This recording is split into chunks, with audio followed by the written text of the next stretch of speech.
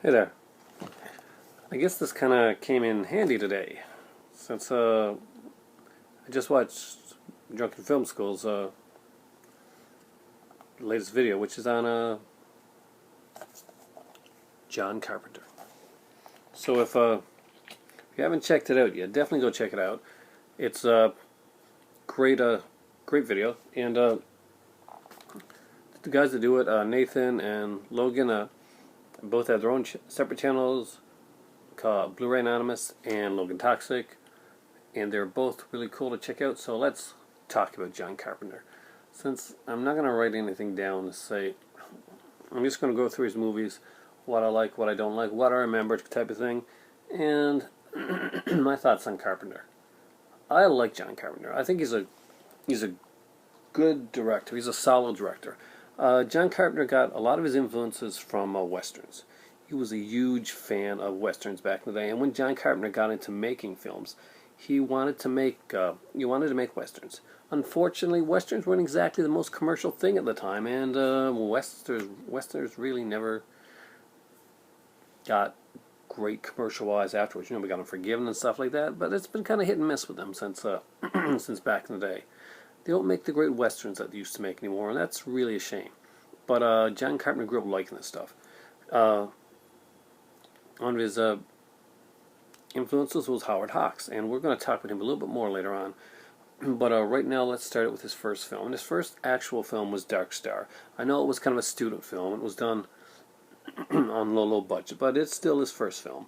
And what makes it even more important is because he did it with a famous writer. He did it with Dan O'Bannon. And Dan O'Bannon, of course, we all know because he did Alien. And, of course, because he directed Return of the Living Dead, one of my favorite zombie films. And very, very tongue through cheek with that one. But he did a great job, and Dark Star is a fun little film. It is a very low budget film. So when you go in and watch it, realize it is a low budget film, but it's fun. Next up, we'll talk Assault on Precinct 30. And I can't say much more on this than Nathan said, because basically I haven't seen this movie in a long, long time. I've actually seen the remake since I've seen the original one. And I was going to get Assault on Precinct 13, but like I mentioned in my last video, Scream Factory DVDs and Blu-rays here, we haven't got any new ones in a while. So I do know that when I watched it, even when I was younger, I kind of got a vibe that I'd seen some of it somewhere before. And that was kind of the real Bravo vibe, because I did grow up on watching a lot of westerns. Used to come on Saturdays and Sundays where I came from and stuff like that. So it wasn't a huge surprise to realize that, yeah, there's the Rio Bravo in this one here. Actually, when he edited the film, he did it under another name, John T. Chance, which is John Wayne's character from Rio Bravo. One little fact that I can say about it. Halloween is a classic. Did it start the slasher genre? No, it's not the first slasher film.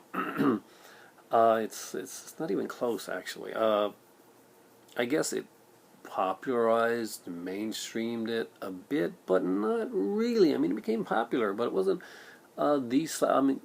Black Christmas, 1974, was a big start in the slasher film. You can go back. I mean, the slasher genre can be brought back way back to the 30s if you want to go to the serial killer aspect of it.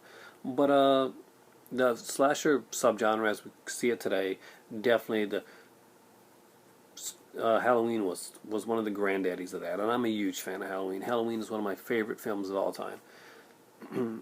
But as for the film that would probably popularize the slasher genre, I like it, but for good or bad, it was Friday the 13th. That's kind of what, even when Halloween did their sequel, kind of went after. So you had a movie that was kind of ripping off Halloween, and all of a sudden Halloween is kind of ripping off the movie that ripped off Halloween in the first place, because you got to get the blood in there. John Carpenter did direct Part 2, but one thing you should know is that John Carpenter did direct parts of Part 2. He was not satisfied with Rosenthal's directing in Part 2, so he went back and he shot some scenes himself, put in a little bit extra blood, got some of the nudity in there. Rosenthal's overall film was a little bit more atmospheric and more towards the original Halloween. but it was a modern day time, and John Carpenter knew it, and he added in some extra stuff, so cool for him. Next up, Someone's Watching Me. I've got that in my Twisted Terror collection box set, and it's a fun little TV film. I do consider it a Carpenter film. He directed it, after all. And cool things. I think this one has some Tom Savini effects in it, if I remember it correctly. And if this is one to head in the fish tank, then cool Tom Savini effect. Next up, of course, is the one where we started working with Kurt Russell, and that's Elvis. And gotta say, I was a big fan of that. It was a TV miniseries, and Kurt Russell playing Elvis did a great job. Love the film. The Fog got a lot of hate on your video, and I can get, if you're like just coming at looking at it from Carpenter's perspective, like lose control and stuff like that. I'm sure that's how Wes Craven felt when he did the movie Cursed.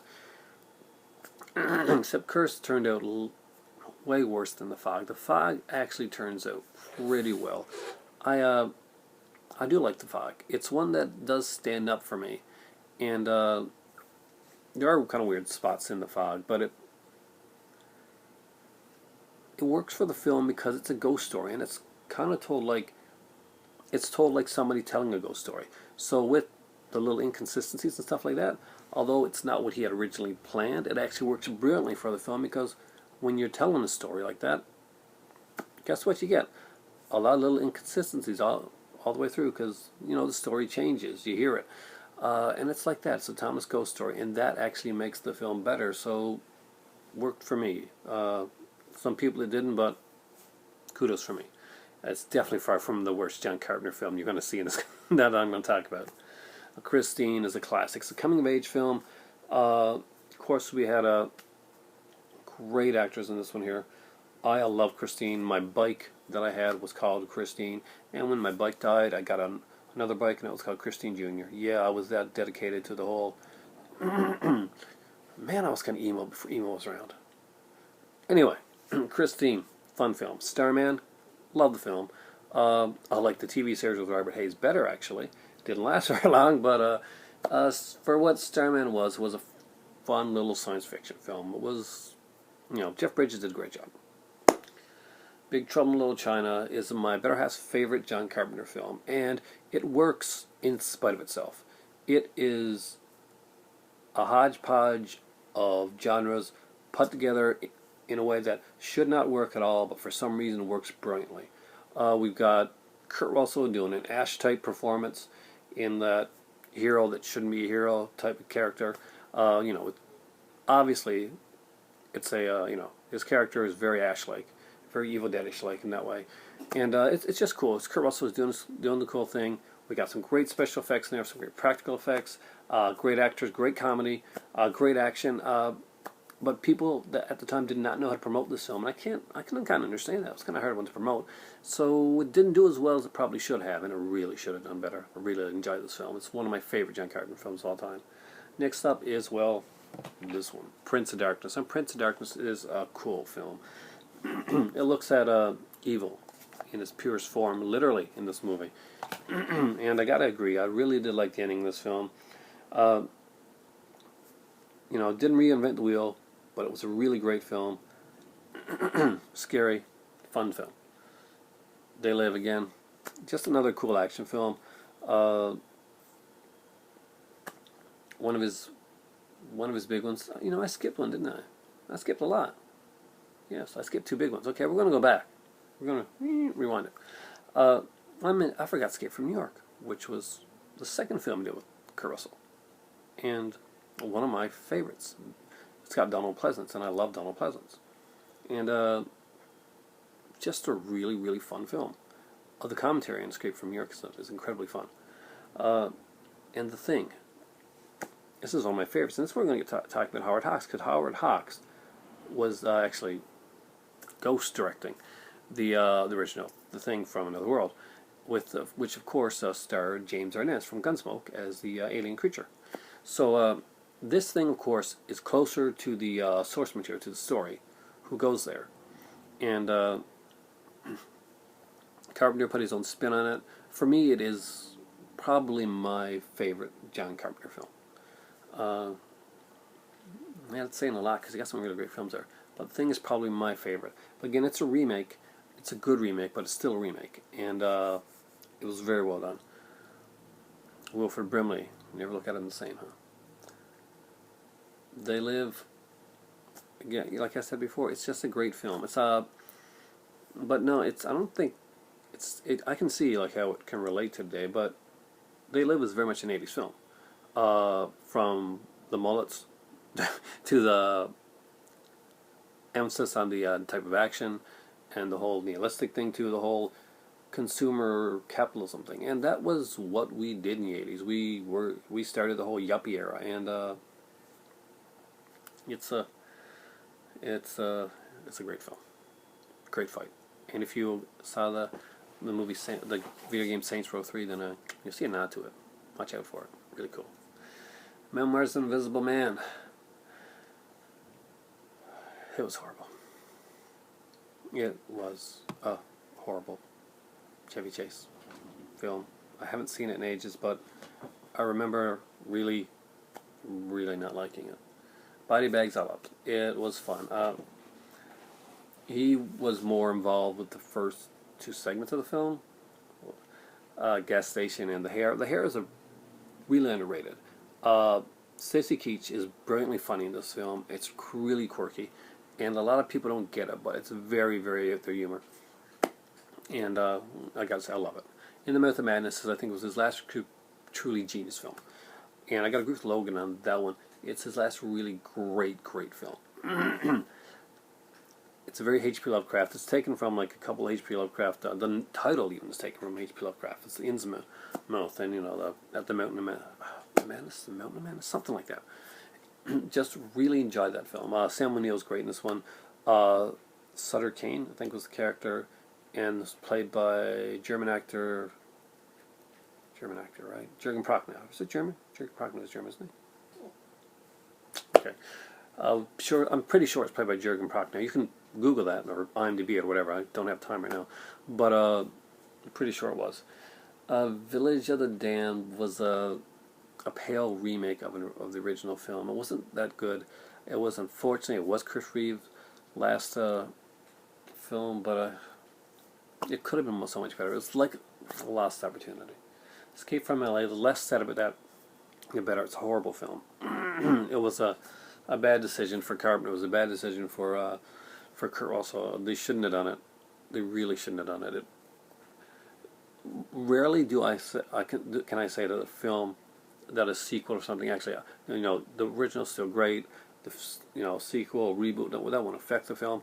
It affected the film. It really did affect my viewing of Escape from New York after seeing this film. It tarnished it. Vampires. It was fun. It was fun. It was fun. And then he made sequels and stuff. And he didn't. He rarely does. Ghost of Mars. That is his worst film. That is one of the worst films in that genre of films. It's horrible. I mean, it's really horrible.